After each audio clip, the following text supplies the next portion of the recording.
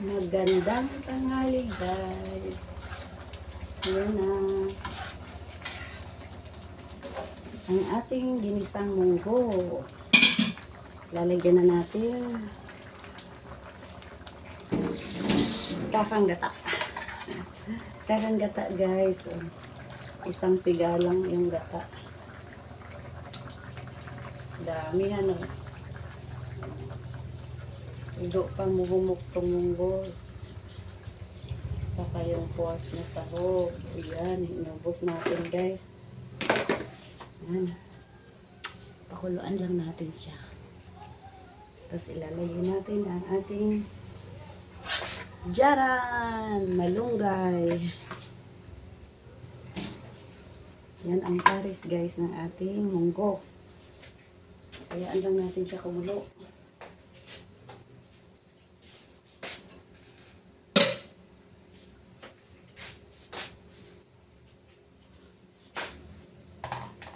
Pakuluan lang natin siya muna ng mga 3 minutes.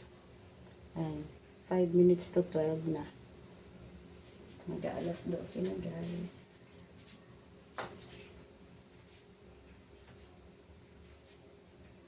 Hindi ko na puputulin ang ating video guys. At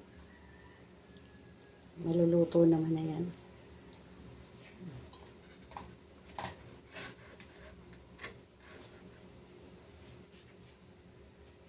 Pinakupsan ko muna guys ang karne bago ko tinanggalan ng konting mantika. Saka ko iginisa yung bawang sibuyas at kamatis. Pati yung munggo. Yung pork, di ko na tinanggal dyan sa kawali.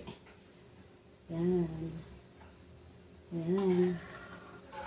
Haluin na natin at nagkukurta na. The kurta is out. Namuuna ang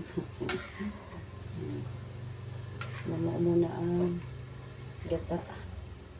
Nadudurog din yung gata na yan guys. Sa tagal-tagal ng pagkulo. At natutuyo-tuyuan din yan guys.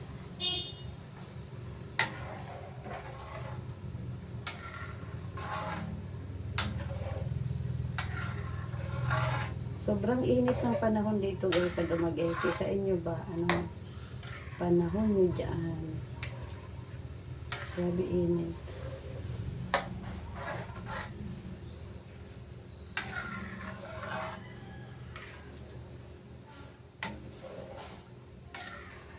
Kaya pala lamigin muna natin ito munggo bago tayo kumain.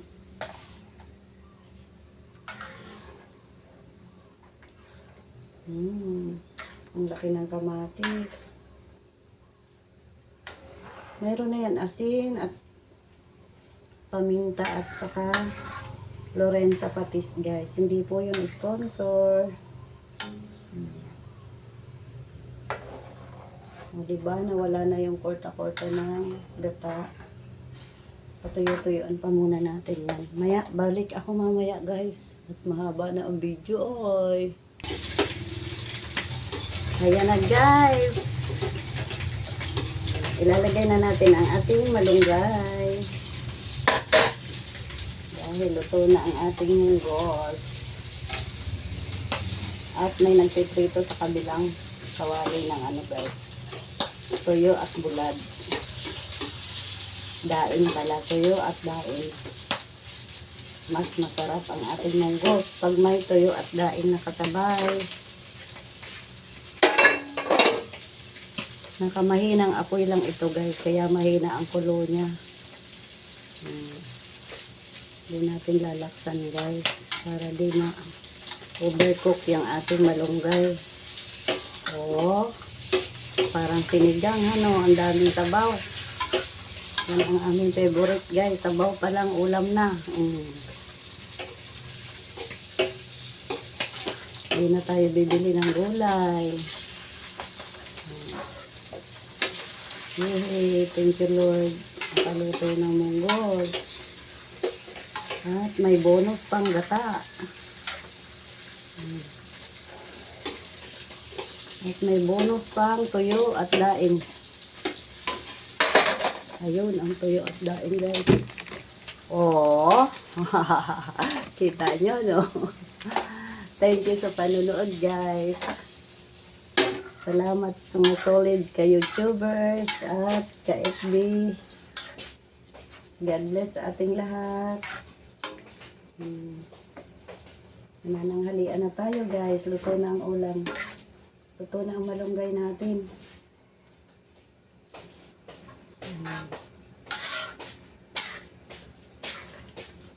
Diba?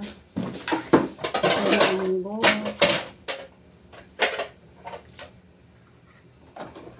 Ay, ang sarap, guys. Basta mayroong gataan ating munggo, guys. Try nyo rin, guys. Sabaw pa lang ulam na.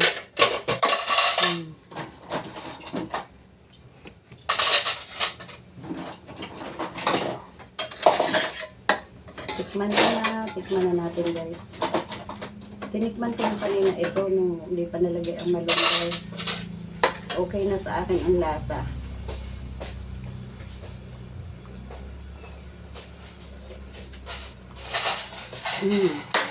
Correct. Okay na yan, guys. Hindi na ako magdadagdag ng asin. Sakto na yan. Medyo matabang kasi mayroon tayong tuyo at daing. Okay. Salamat sa panonood ulit. God bless sa ating lahat. Thank you, Lord, sa aming ulam ngayon.